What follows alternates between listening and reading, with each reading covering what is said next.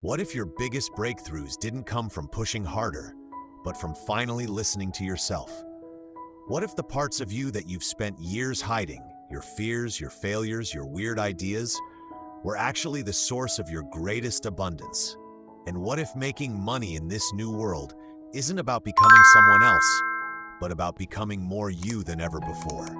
In this video, we're diving into the unexpected connection between inner truth and income. I'll walk you through 10 powerful ideas, from shadow work to soul-based business models, that will completely change how you think about wealth, work, and your worth.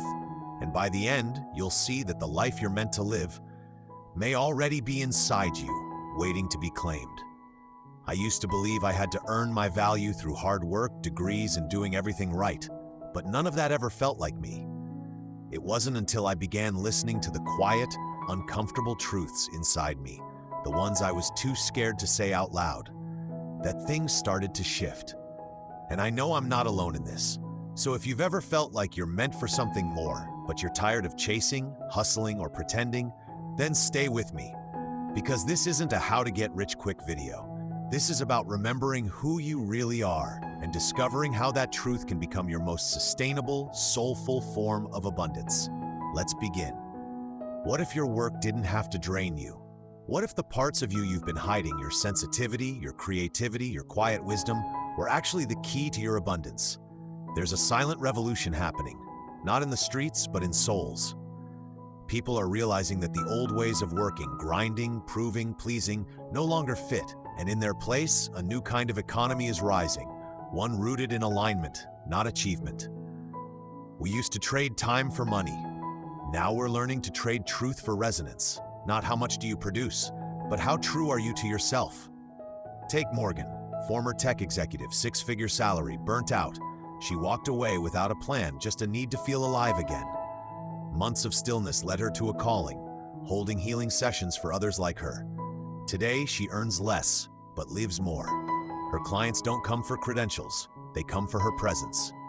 This is the shift. Automation is replacing information. Perfection no longer persuades, presence does. People don't want more content, they want more truth.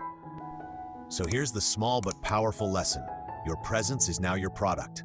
Not a mask, not a strategy, you. And maybe, just maybe, your hidden parts, the ones you thought disqualified you, are your real advantage. Up next, we'll meet the man who saw this coming nearly a century ago, Carl Jung. He didn't just study psychology, he mapped the soul. Let's go there. Before there were algorithms, there were archetypes. Before we studied market behavior, Carl Jung was studying the human soul. Nearly a century ago, Jung made a quiet yet profound observation. You are not what happened to you. You are what you choose to become. At the time, society was obsessed with roles, titles, and norms. But Jung saw something deeper. He believed our greatest purpose wasn't to conform, but to individuate. To become whole by integrating not just the parts we show the world, but the ones we've buried, rejected, or feared. He called this the work of the shadow, the unlived parts of us, the artist we silenced, the anger we suppressed, the dream we shelved. Sound familiar?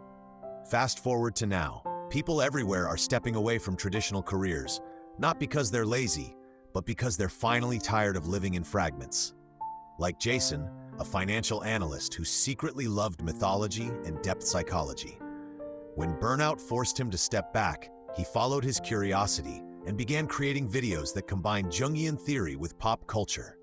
He now runs a thriving online platform teaching modern men how to reconnect with meaning, using myth and shadow work. The lesson? Jung wasn't forecasting markets. He was mapping what would matter most in the future of work. Authenticity, inner clarity, and the courage to be whole. And that's what we're all being invited into now. Not just better careers, but deeper lives. So what if your hidden parts aren't holding you back, but waiting to lead you forward? Next, we'll explore how your personal story, especially the messy, painful parts, might just be your most valuable asset in this new economy. Let's talk about the power of storytelling. Most people think their success will come from their strengths, their skills, their knowledge, their polished side. But Carl Jung believed the opposite. He said, the shadow is not evil. It is simply the part of you that you haven't yet lived. And often that's where your genius is hiding. Your shadow isn't just your trauma or mistakes. It's also your boldest dreams, your quiet gifts, your forgotten passions. The parts of you were told were too much, too weird, or not realistic. So you buried them, just to belong. But here's the twist. What you've been hiding might be what the world needs most from you. Take Natalie. She spent years climbing the ladder in education administration. Smart, strategic, respected. But behind closed doors, she wrote poems, strange, mystical, sometimes dark. She never shared them. Too raw, too personal. Then, during a sabbatical, she posted one of her poems anonymously. It went viral.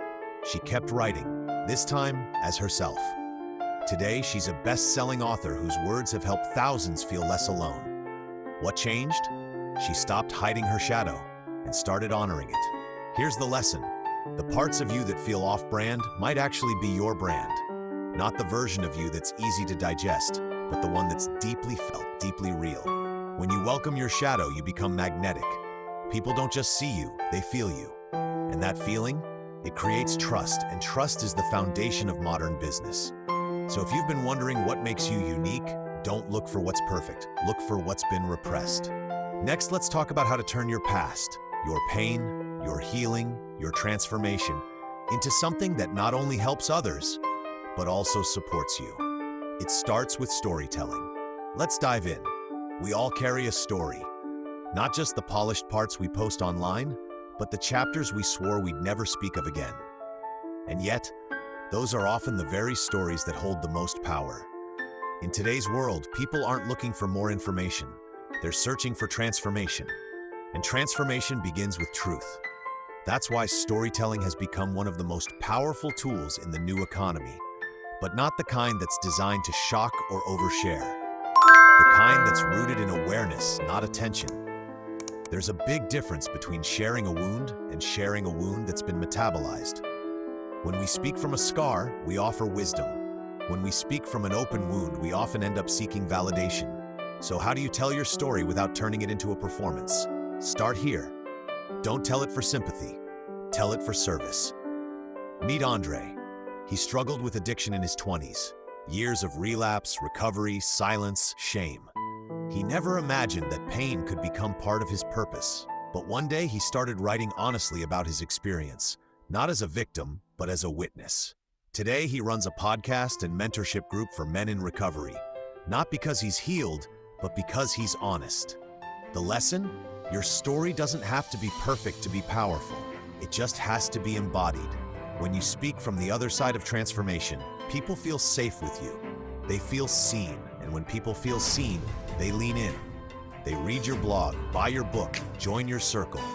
Because what you've lived becomes what you offer. So ask yourself, what if the thing you once wanted to hide is the very thing someone else is waiting to hear? In the next part, we'll go even deeper beyond storytelling, into what it really means to guide others. You don't need a title or a certificate, just a willingness to show up real. Let's talk about becoming a soul-led guide. There's a quiet truth many people are just starting to realize. You don't need a certificate to help others heal. You don't need to be an expert to offer wisdom. You just need to have walked through something and come out with your heart open. In a world overflowing with coaches, consultants, and credentials, what people are truly looking for is resonance. They don't want someone who read about the path. They want someone who's walked it. You might not have a degree in psychology, but maybe you've sat with grief. You've held yourself through a breakdown. You've broken cycles your family never could. That matters. That's medicine. And when you show up from that place, not to impress, but to serve, you become something more than a coach. You become a catalyst. Meet Maya. She was never the loudest in the room. She didn't have a personal brand or a business plan, but she had been through postpartum depression twice, and after healing, she began sharing her story quietly online. Soon, other mothers started reaching out, not for advice, but for presence. Now she leads monthly circles for women. No certificate, no fancy marketing, just her truth and her tenderness. Here's the lesson. The most powerful guides are often the ones who never planned to be. They didn't climb a ladder, they answered a calling. They don't position themselves as experts. They position themselves as mirrors. If you've been waiting for permission, this is it. Your lived experience is enough. Your healing is already helping. And And yes, you can receive for that. Because spiritual doesn't mean unpaid, and service doesn't mean self-sacrifice. Next, we'll talk about creativity, your soul's natural language, and how it can become not just a form of expression, but a source of income. Let's explore the art of creative transmutation. Some art is made to impress, some is made to perform. But the most powerful art, the kind that lingers in your bones, isn't created for the algorithm, it's created for the soul. In this new economy, originality isn't just appreciated, it's essential. With AI churning out content in seconds, what stands out now is presence. And presence is something only a human with a heart can bring. So if you feel called to create, whether it's painting, poetry, music, design, you don't need to wait for permission or perfection. What you need is honesty. Because when your art comes from truth, it transmits. People feel it. They don't just admire it, they resonate with it. Take Leo, for example. He spent years as a UX designer, technical, clean, professional. But every night after work, he sketched strange dreamscapes. He never showed anyone. They were too weird, too personal. Then one day he posted one on a whim.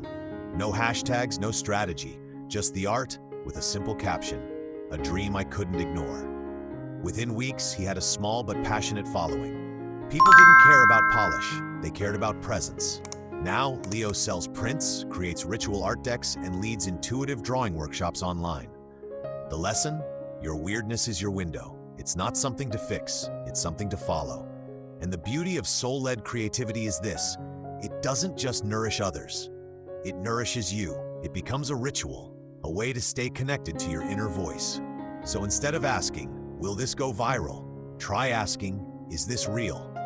Next, we'll shift from creative expression to communication and explore how even 30 seconds of your embodied voice can create massive impact and income. Let's talk about the power of micro-messaging. In a world of endless scrolling, you have a few seconds, maybe less, to reach into someone's day and stir something real. That's the beauty of micro-content. Short videos, quick voice notes, one-line posts. They may be brief, but when rooted in truth, they carry weight.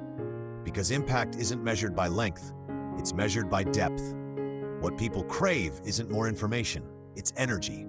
Something that cuts through the noise and reminds them of who they are. And when your words come from a place of embodiment, not performance, people feel it, even in just 30 seconds. Let me tell you about Kiara. She didn't have fancy lighting or a perfect setup, just her phone, her voice, and a deep devotion to truth. One night, she recorded a short reel, a soft sentence spoken slowly. "Your softness is not weakness, it's what kept you alive." That video didn't trend, it touched. It reached hundreds of thousands. Not because of a hook, but because of honesty. Now, Kiara creates a series of soul notes, 30-second reflections, channeled moments of clarity. She offers them for free. And yet they've become the doorway to her paid offerings, mentorship, poetry, courses. Why? Because people trust her frequency. Not just what she says, but how she feels when she says it. Here's the takeaway. You don't need to go viral. You need to go real. And when you do, you become a lighthouse. Not chasing attention, but attracting those who are ready. Next, let's talk about where those people go. Because the real magic happens when you don't just create content, you create community. Let's explore how to build conscious spaces that turn connection into income. You don't need 1 million followers to make a difference or to make a living. What you really need is a circle, a small sacred space where people feel seen, safe, and inspired, where your truth doesn't just land, it lives. In this new economy, community is currency. Not big numbers, not shallow reach, but depth. And people are craving spaces that feel like home, not just more content. It's not about building a fan base, it's about building a field, a shared frequency.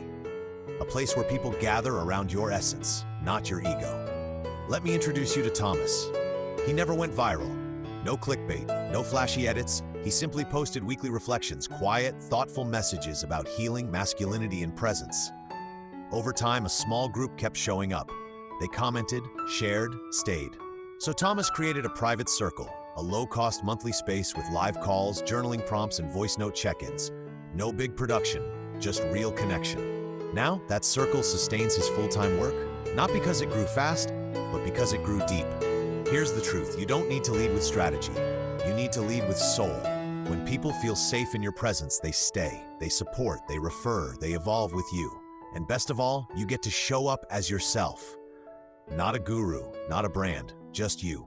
So if you've been waiting to feel big enough to start, don't. Start with 5 people. Start with a group chat. Start with a circle of truth. Because the moment you hold space for others, the energy starts to return. And speaking of returning, next we'll explore the inner blocks that often stop that flow. Let's meet the 5 hidden archetypes that quietly sabotage abundance, and how to rewrite their stories. Sometimes it's not the world that's blocking our abundance. It's the quiet voices inside us, the ones we didn't choose, but somehow internalized. Over time, they became characters in the background of our decisions. And when it comes to money, 5 of them show up a lot. Let's meet them. 1. The good student. This archetype says you need to learn more before you can lead. You're always preparing, perfecting, waiting. You believe mastery comes before action. But the truth is, it comes through action. Share your growth as it happens. That's what builds trust. 2. The silent healer. You want to serve, but you struggle to charge. You whisper helping people shouldn't come with a price. But your time, energy, and wisdom are valuable. Abundance allows you to keep giving without burning out. 3. The starving artist. You believe that real creativity must come from suffering. You fear that money will dilute your art. But what if money just helps your art travel further? Abundance doesn't kill creativity, it gives it wings. 4. The invisible one. You keep your gifts hidden. You're afraid to be seen because visibility once felt dangerous. But now, being visible can be sacred. You don't have to shout, you just have to stand in your truth. 5. The overgiver. You do too much, say yes too often, and feel guilty for receiving. You think value means proving your worth over and over. But generosity isn't about depletion. True abundance flows in both directions. Here's the lesson. You don't have to kill these archetypes. You have to reparent them. Listen, understand, then rewrite the story. Because when you shift your inner characters, your outer reality starts to follow. And in the final part, we'll tie it all together. Let's explore how to build a business and a life that's not based on strategies, but on soul. One that evolves as you do. Let's close with the blueprint for living in full alignment. Here's the truth no one teaches in business school. You don't need to build a brand. You need to build a life that feels like you. Because when you're in full alignment, when your work, energy, and essence match, that's when income starts to feel like a byproduct, not a battle. This is the era of coherence. People aren't buying perfection anymore. They're drawn to presence, honesty, and frequency. And your most sustainable business model is the one built on your inner truth. So how do you begin? Start with your core vibe, the natural energy you bring into a space. Are you grounding, playful, visionary? Build from there. Let your offers carry that energy. Then create a resonant ecosystem. Free content that speaks your truth. A small offer that invites deeper connection. A core offering that expresses your soul's work. And a community container for people to grow with you. Let it evolve as you evolve. Meet Jordan. They started with short videos on grief and inner child healing. That led to a journaling course. Then a one-on-one mentorship offering. Eventually, a membership space where people gathered not for answers but for presence. Jordan's business doesn't look like anyone else's because it's not a strategy, it's an extension of self. And that's the invitation for you too. Here's the final takeaway. When you stop chasing and start integrating, you become magnetic. Your truth leads, your energy attracts, and your work becomes a reflection of who you've become. So if you felt like your soul has been whispering it's time to do things differently, this is your sign to listen, because this is the new economy, and you are the system now. In the next video, we'll go even deeper. We'll break down practical tools for turning your energy into aligned offerings, without burnout, without pretending, and without losing yourself. Until then, keep listening inward. Your path is already unfolding.